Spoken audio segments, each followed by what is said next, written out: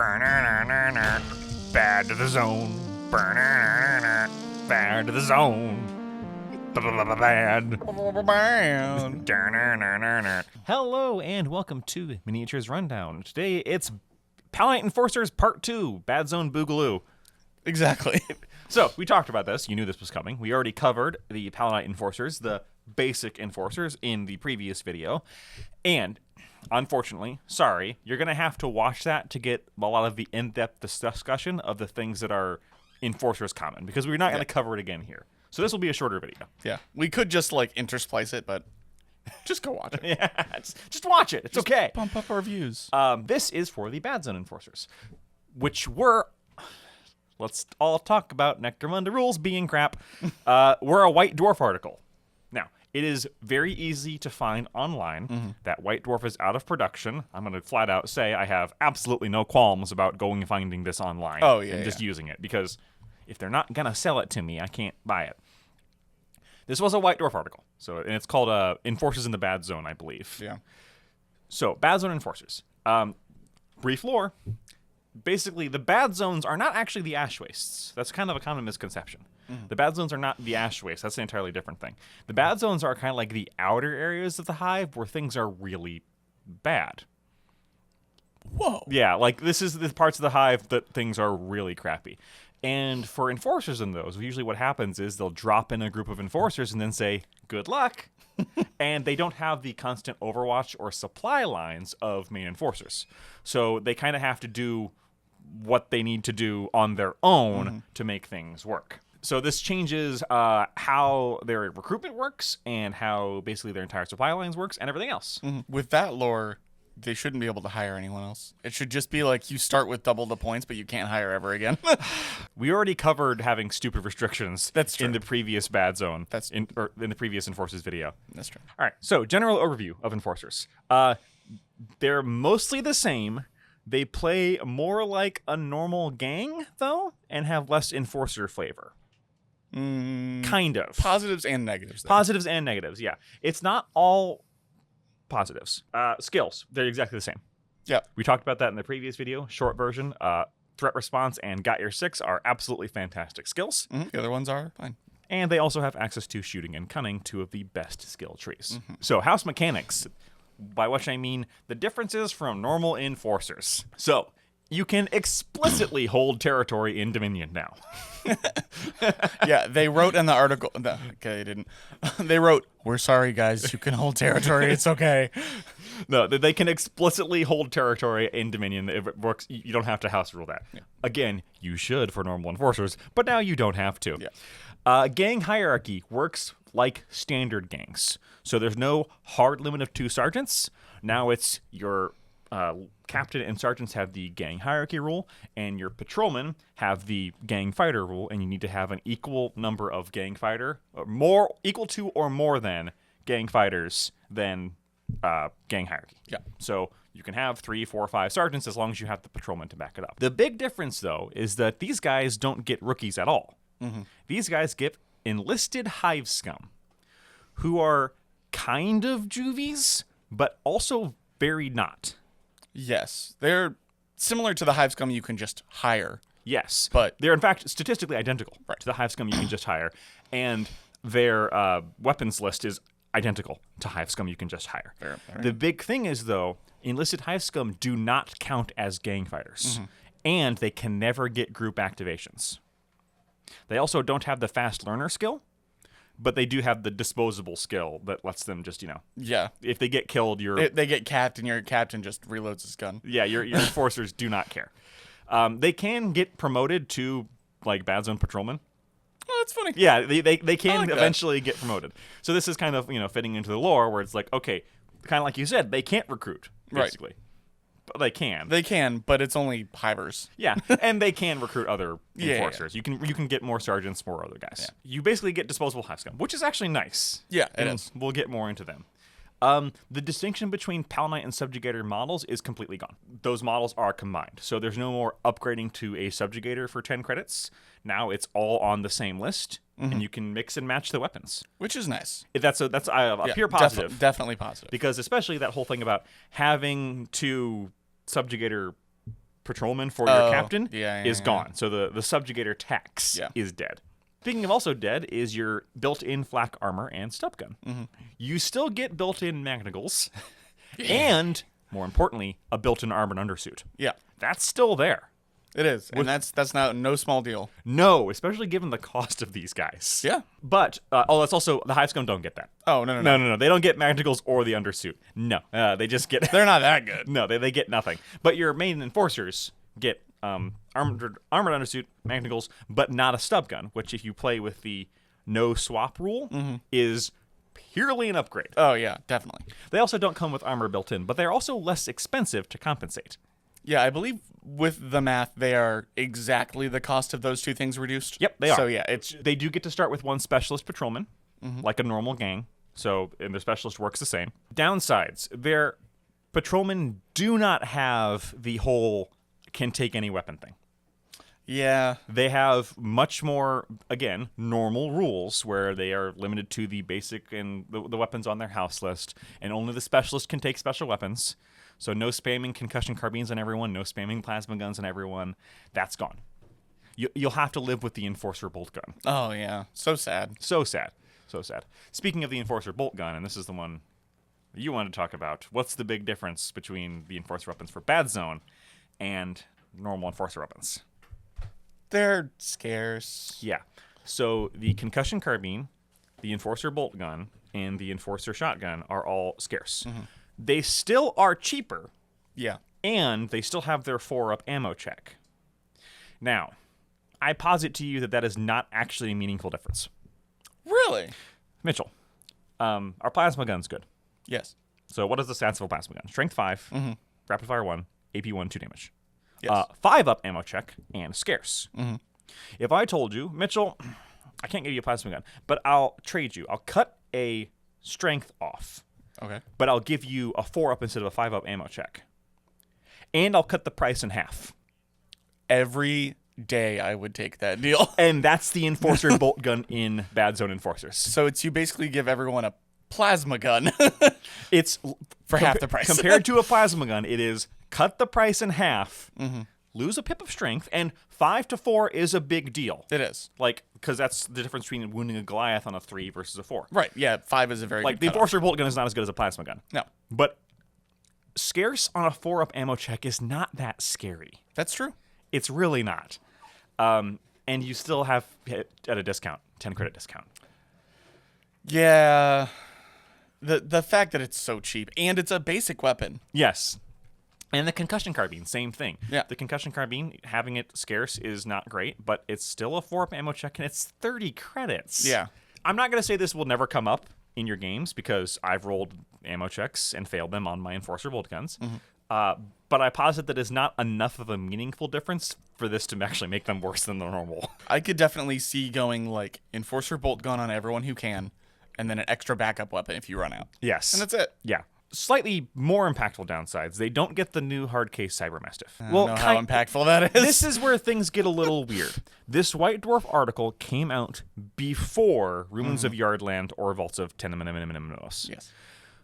Which introduced the newer hard case Cyber Mastiff, and more importantly, the Sanctioner Automata, the Lawbot. Rules as written, the Enforcer Badzone Enforcers are not the same gang as Palanite Enforcers. Yes. So rules as written, when it says that the Lawbot is only for Palanite Enforcers, that means you could not take it as Badzone Enforcers. Right. This is one to discuss with your arbitrator. Oh, definitely. Because I could see going either way. You could argue that you're in the bad zones, you don't have the money or the support for a Lawbot. That's fair. You could also argue that that's, you got one somehow. Yeah, Because sure. you can still somehow get Enforcers. Like, it's not like you can only get Hive Scum. Right. You can get a sergeant out of nowhere. Right. Personally, as far as like a balance thing goes, these guys can still use the help. Yeah, oh, definitely. Like, the Lawbot is good, but it is very expensive, and it's not that good. It's not game-breaking. Yeah. Letting the Badzone Enforcers take a Lawbot is not going to break the game. Same thing with the Taros Venator, the vehicle, if you're playing them in Ash Wastes. Letting them take the Taros Venator is not going to break any kind of game. The hard case Cybermastiff is a little different because this one specifically has the hacked Cybermastiff on its list. which means you probably shouldn't argue that you can take a hard case. Or do. Again, the hard case is so expensive it doesn't actually matter. That's true. This is one where you should really discuss this with your arbitrator for flavor. If you're taking a hard case Cybermastiff, you're not doing it for, like, min-maxing. True. So... Again, it's your review on that last. Yeah, the hacked Cybermastiff, by the way, is absolutely terrible. We're going to talk about this now. It's a Cybermastiff that has a 1 in 6 chance to go insane on activation. Don't take it. Yeah, it's bad. Don't take it at all, ever. And I think that's it. That's it for the main differences. Yeah. On to the models and stats. We'll talk a little bit about this because there are some differences with the way it's built. So all the stats are the same as the Enforcer counterparts. Yeah. But everyone's cheaper due to not coming bundled with a flak armor and stub gun, which means everybody is 15 credits cheaper. Which we will is nice. do a brief recap here. Yeah. So your captain. In this one, he's 125 credits. He's your melee-based guy. He's got the bronze skill tree along with Palanite drill. In bad zones, though, in bad zone enforcers get access to better special weapon or better melee weapons at creation. Notably, the power maul. Yes. Oh my god, the power maul. Which is so much better than the shock weapons. Oh god, by a lot. So it is actually possible to build a decent melee enforcer out of the gate. Yes. Unlike the other one where you kind of have to wait until you can buy something at the trading post. They also have the plasma pistol Yes. on their list and the web gun. Yes. You probably wouldn't put the web gun on this guy, Yeah, I wouldn't. but that's next for the sergeant, who is... Pistol is definitely an option, though. Yep. Next up is the sergeant, who is 85 credits this time. Shooting, cunning, and Palanite drills as per usual. And so the weapons are exactly the same. Yep. Oh, okay. Yeah, they have the same weapon options. You can also put a heavy stubber on them. Don't. The heavy stubber is okay indoors. This is true, and I just posited that it's too expensive. I mean, yes, it is too expensive, but it's not a bad weapon if you're not in the ash wastes. No, it's just that the heavy bolter is a lot better and really not that much more. Yes and no. I don't know. There's some trade-off. Yes. But anyway, probably don't buy it. It's not great, but you can. yeah, the sergeant is basically the same. Your patrolman is down to 55 credits. By the way, if you think about it, the patrolman comes with an armored undersuit and it's 55 credits. Yeah. That means he's 30 credits. Yeah, which is as much as a hive scum. Yeah, that's bonkers, right? You can't take any weapon with these guys. They're limited to close combat, pistol, and basic weapons. But I was wrong when I said this earlier. You can still shop at the trading post. Yes. So they're not limited to their house list except at creation. Specialists can take anything, including heavy weapons. So yeah, they still kind of have some flexibility. You're not, unlike most gangs, you're not limited to your list for gangers. Yes. Which is great because customizability is great. But you can't just put a plasma gun on every single person. It's also worth noting the scarce trait thing only applies to these guys. Yes. Captains and sergeants get better guns. Theirs don't have scarce strength. But you're also probably not going to put a bolt gun on your captain or sergeant. Probably not. Although putting a bolt gun on a sergeant to start and giving him something like trick shot or fast shot Oh, that's true. They is start with shooting. pretty brutal. Yeah. Like fast shot bolt guns with a 4 ammo check. Hello. That's pretty good. That's a lot of DACA. And then we get into the enlisted hive scum, which is, for my money, the thing that actually makes these guys the most unique. Yeah. Because Go on. they're pure garbage. They're not juvies, though. Right. You don't get rookies at all anymore.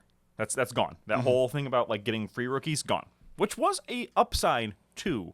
It was something interesting. It wasn't so much of an upside as a consolation prize. Right. As it was, if you lose a guy, you get a free guy. And these guys are better than the rookies because they're 4s and force, strength 3, toughness 3, 4 up initiative, 1 attack, 8 up all mental stats, and they have cunning primary if they somehow manage to get upgrade.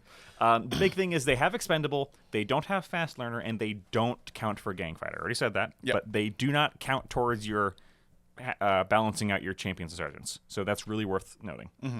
They can only get weapons from their house list, which is identical to the Hive Scum list, not from the trading post. They can't go to the trading post at all.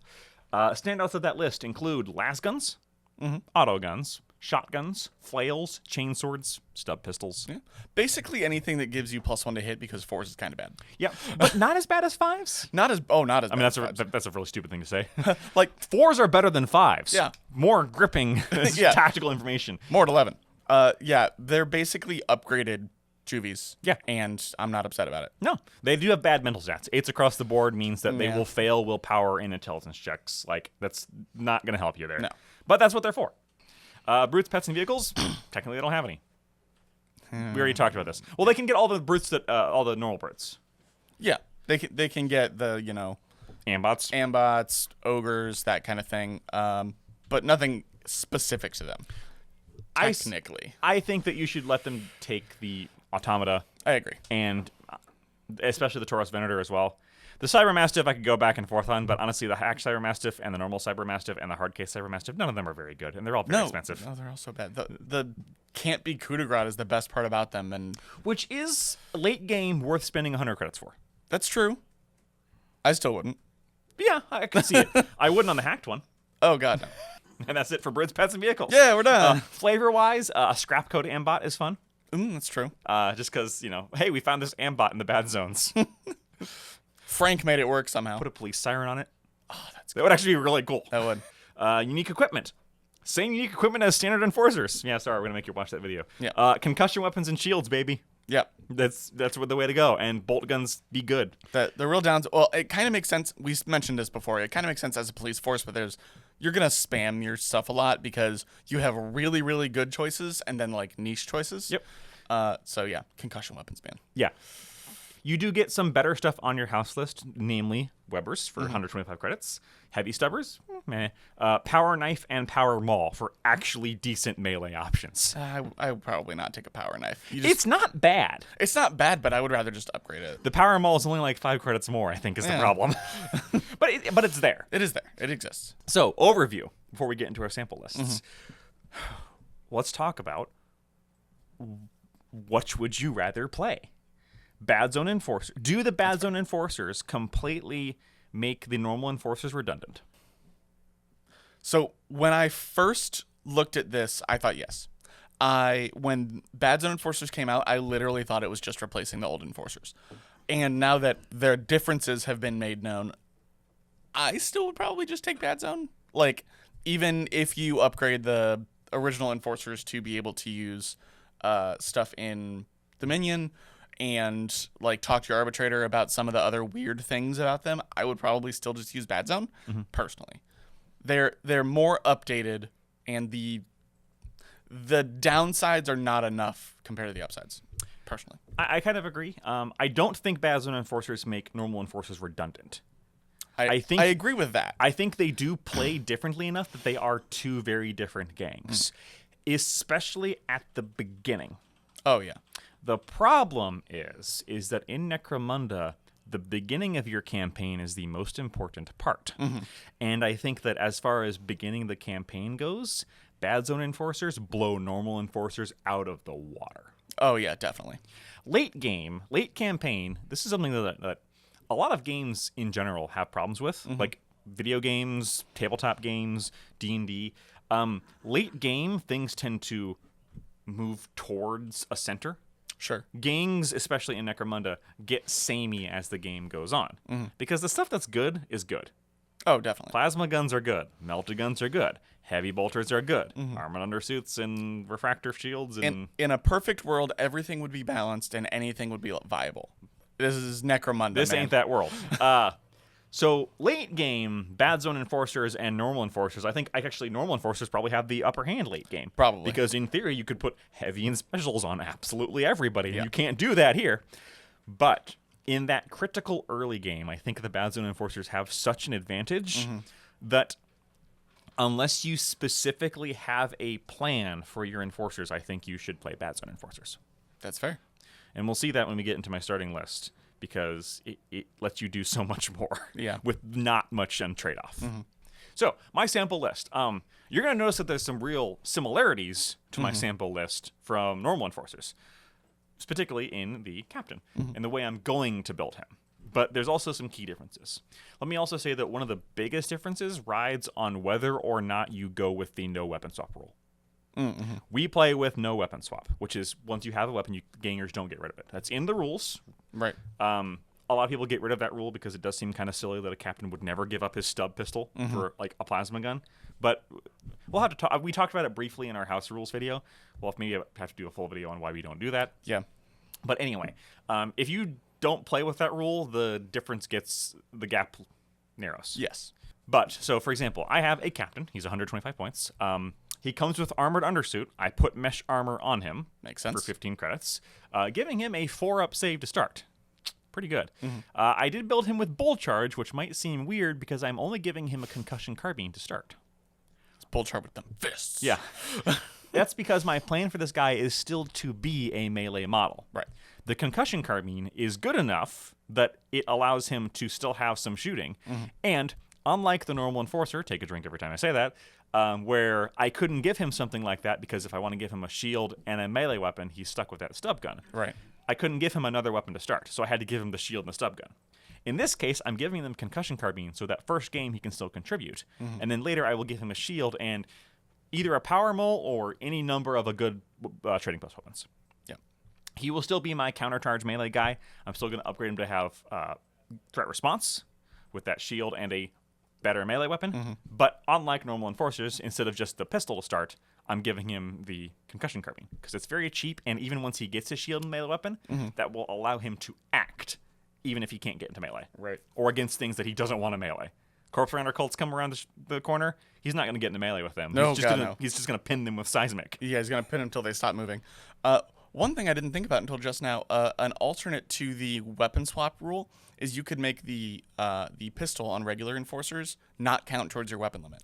You could. Just have it like always be holstered. Yeah, that would be interesting. This is a reference, and if anybody gets out there, but did anybody ever play Resident Evil Outbreak? No. That was the one for the PS2 where you had like 8 different characters. And the 2 police officer characters were notable because they had holstered pistols that didn't take up a weapon slot or an inventory slot. They only had 4 inventory slots. That was the game. It's a Resident Evil game, right? It's all about inventory management. But those 2 had a pistol holster, so they could keep it. Get an extra one. And it wouldn't. Interesting. But don't know why that made. I mean, I know that made me think. Of that. Yeah, I know why that made you think. That is a good house rule too. That might be a good. Yeah. Although that is also making them strictly better. Yes. But then again, they kind of need it. Yeah. So anyway, that's my captain. Anyway, go on. I then have 2 sergeants. There's not a limit on 2. I'm still starting with 2.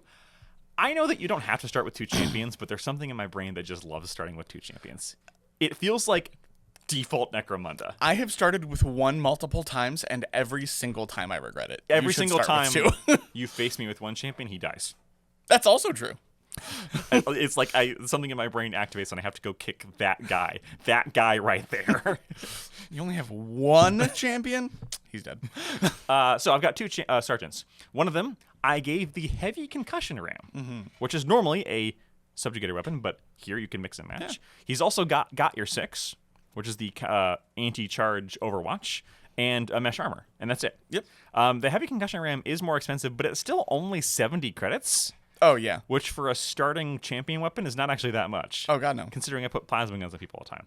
Heavy concussion ram, if you don't remember, is strength 4, AP 1, 1 damage, but it's got seismic and concussion and a 3-inch blast, and also putting that on a guy with got your 6. It's kind of like a downgraded oh god, what's it called? Grav gun? Yes. It's a downgraded grav gun, but also it's only 70 credits. And it has 30-inch range. Yeah. It's 15 to 30-inch range. This gives you some long range. My other sergeant is I'm still playing mean. I don't have a sniper rifle with Overwatch this time. I mean, instead I've got a web gun with hip shooting. That's pretty mean. It is mean, like, but you still gotta you gotta play a little mean. Yeah. And he's got mesh armor. Sure. Hip shooting, if you remember, allows you to make a double move and make a double move and then shoot. Yeah. At -1 to hit. Template doesn't care about -1 to hit. Yeah, guess what? Webs don't care. Webbers are very good. Webbers are also super thematic. They are. For cops. Yeah. It makes sense for them to like put out the subjugation net. Yeah.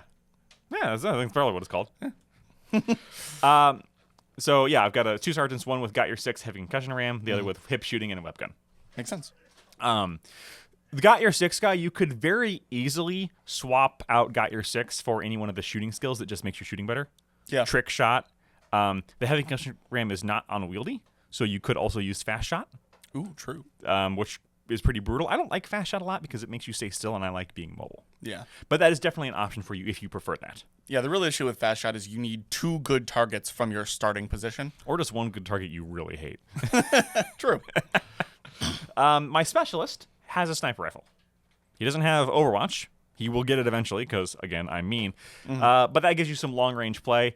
Yeah, the specialist only hits on 4s, but +1 range. +1 at long range, +1 for aiming. Yeah. Until you Overwatch. You can put an infrasight on it for 40 credits. True. Yeah, he's upgradable, and even with bad stats of a 4, he's still useful. If you want to save 5 credits and also wanted to play in more in this closer range band, very easily just put a concussion carbine on him. That's true. I thought about it, Yeah. and then later give him trick shot or run and gun or something like that. Because That would make sense if you're doing a lot of indoors. Yep. Rather than like. if you're playing a lot of Zone Mortalis, don't bring a sniper rifle. No. I'm gonna set my sniper rifle up to look at this 1-foot live hallway. And someone comes around the corner and kills you. Exactly. Then I have 2 patrolmen with bolt guns and mesh armor. Makes sense. That's it.